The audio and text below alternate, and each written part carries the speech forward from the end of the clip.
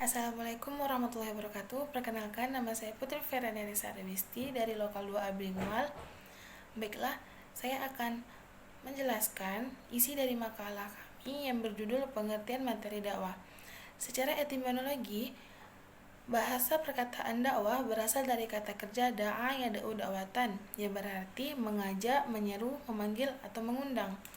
Dan secara terminologi, banyak ilmuwan yang mengatakan tentang dakwah itu dengan berbagai macam definisi, di antaranya yaitu Muhammad Nasir yang ia kutip dari buku Manajemen Dakwah Islam karya Rashid Soleh yang mendefinisikan bahwa dakwah sebagai usaha menyerukan dan menyampaikan kepada para orang manusia dan seluruh konsepsi Islam tentang pandangan dan tujuan hidup manusia di dunia ini, yang meliputi amar ma'ruf nahi munkar dengan berbagai macam media dan cara yang diperolehkan akhlak dan membimbing pengalamannya dalam perkehidupan perseorangan.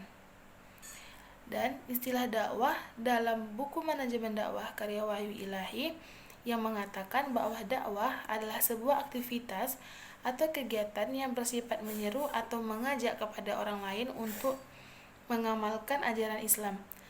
Dakwah ini adalah suatu aktivitas yang pelaksanaannya bisa dilakukan dengan berbagai cara dan metode.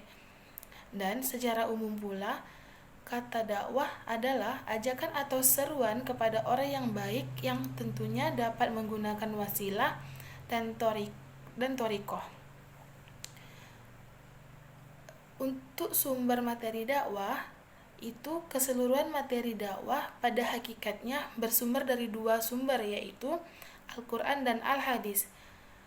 Menurut Syahbi Al-Siddiqi, Al-Quran adalah kalam Allah SWT yang merupakan mukjizat yang diturunkan atau diwahyukan kepada Nabi Muhammad SAW dan membacanya merupakan suatu ibadah.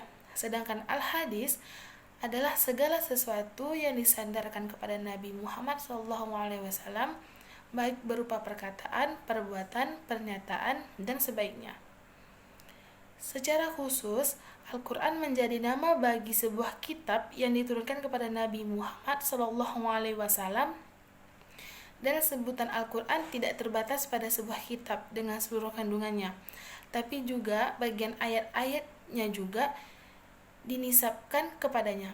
Maka jika mendengarkan satu ayat Al-Quran dibaca misalnya, maka dibenarkan mengatakan bahwa si pembaca itu membaca Al-Quran. Sedangkan hadis atau al-hadis menurut bahasa al-jadid yang artinya suatu yang baru atau lawan dari qadim, artinya yang berarti menunjukkan kepada waktu yang dekat atau waktu yang singkat, seperti orang yang baru masuk atau memeluk agama Islam. Hadis ini juga sering disebut dengan al-khobar yang berarti berita, yaitu suatu yang dipercakapkan dan dipindahkan dari seorang kepada orang lain secara umum. Fungsi hadis ini adalah untuk menjelaskan makna kandungan Al-Quran yang sangat dalam dan global atau il-abayan. Hanya penjelasan itu kemudian oleh para ulama diperinci lagi ke berbagai bentuk penjelasannya.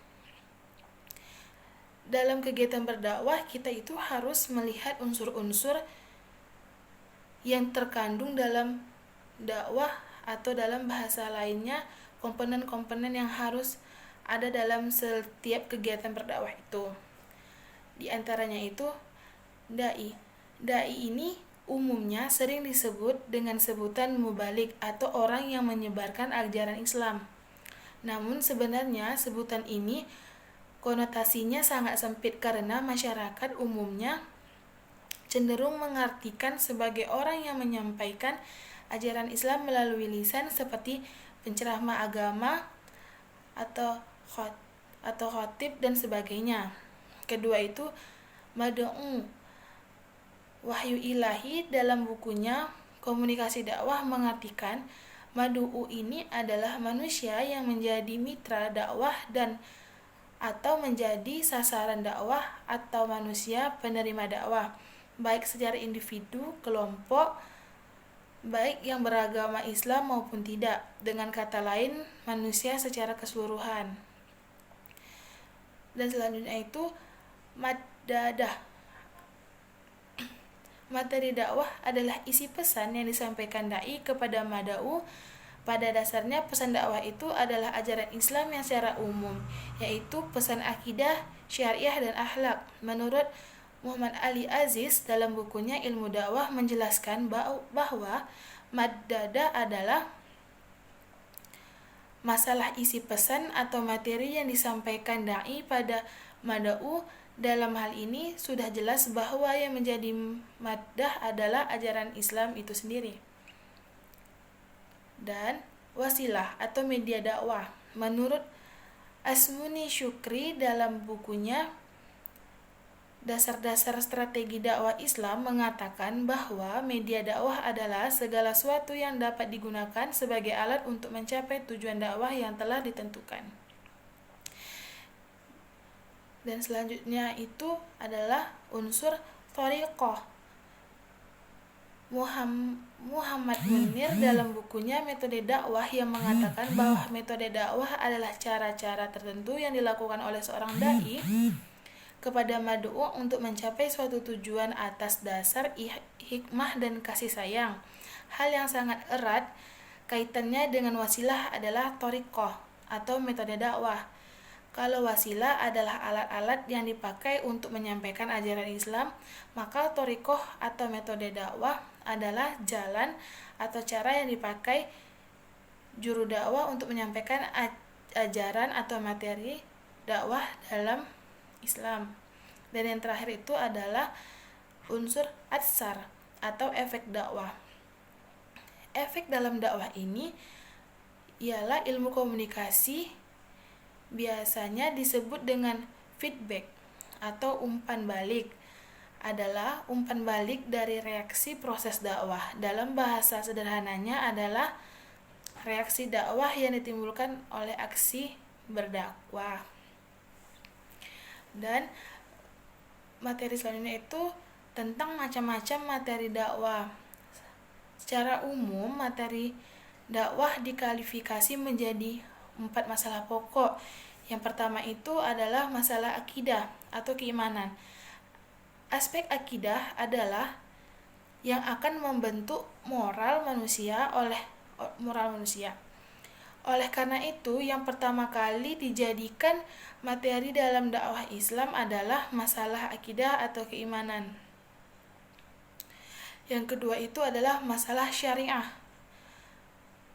Materi dakwah yang bersifat syariah ini sangat luas dan mengikat seluruh umat Islam.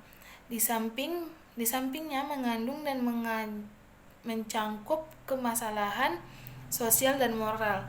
Materi dakwah ini dimaksudkan untuk memberikan gambaran yang benar dan kejadian secara cepat terhadap hujah atau dalil-dalil dalam melihat persoalan pembaruan. Dan yang terakhir itu adalah masalah akhlak. Secara etimologis, kata akhlak berasal dari bahasa Arab jamak dari khulukun yang berarti budi pekerti, perangai, dan tingkah laku atau tabiat. Sedangkan secara terminologi, pembahasan akhlak berkaitan dengan masalah tabiat atau kondisi temperatur batin yang mempengaruhi perilaku manusia. Masalah teori menyusun materi dakwah. Menurut Hamzah D. Uno, dalam menyusun pesan baik itu, materi mempelajari ataupun berdakwah perilaku memperhatikan hal-hal di antaranya, yaitu adanya kesesuaian materi dengan tujuan yang akan kita capai dengan berdakwah. Dengan adanya kesesuaian antara materi pesan dakwah dengan tujuan dakwah, maka aktivitas berdakwah akan berjalan sesuai dengan harapan yang kita inginkan. Dan kedua, adanya kesesuaian antara materi dakwah dengan kondisi sosiokultural masyarakat yang ada.